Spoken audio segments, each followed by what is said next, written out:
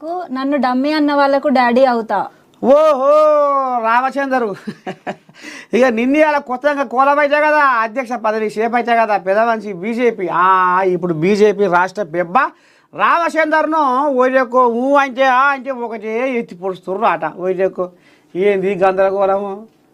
BJP రాష్ట్ర పగ్గాలు ఎక్కడో పోయి ఎక్కడో గోధుల పడ్డట్టు రామచందర్కి ఇచ్చిరేంది.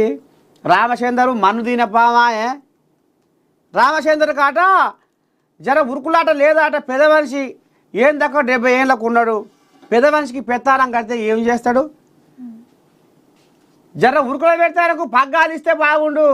ఈయన మెత్తని మనిషి ఈయన వ్యవహారం అంతా మనుదిన పావంలో ఉంటుంది అని ఇప్పుడు సోషల్ మీడియా కోళ్ళాగలన్నీ కోడై కూస్తున్నాయి అరా వింటున్నావా.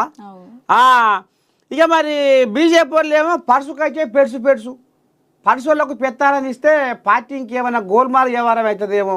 మరి రేపు స్థానిక సంస్థల ఎలక్షన్ల కథాయ్, తర్వాత జిహెచ్ఎంసీ ఎలక్షన్ల కథాయ్. గదుకనే జర్రా అనుభవశాలి ఈయన కూడా మరి క్రిమినల్ లాయర్గా పెద్ద మనిషి జర్రా అనుభవం ఉంది కాబట్టి కరువు కాలం చూసిన కోళ్ళ కాబట్టి దీనికి అంటగట్టిర్రు. ఇక ఇప్పుడు ఈయనని సోషల్ మీడియాలో ఏమని ట్రోల్ చేస్తుర్రు అంటే నన్ను డమ్మీ అన్న వాళ్ళకు డాడీ అవుతారు, నా దమ్మేందో చూపిస్తా, నా సత్తా ఏందో నా విశ్వరూపం ఏందో చూపిస్తా అని ఇప్పుడు ఈ కోళ్ళ లెంకలు కొడుతుంది. అయితే డమ్మీ అన్నలకు డాడీ అవుతా అని ఒక్కటే కౌంటర్లో అందరికీ సమాధానం ఇచ్చిండు. చూడాలి మరి రేపటి సంది ఈ కోళ్ళగా రామచందరు ఏ రకంగా బీజేపీ పార్టీని తెలంగాణలో ఉరుకుల పెట్టిస్తాడు, పరుగులు తీపిస్తాడు అనేది ముందు చూద్దాము.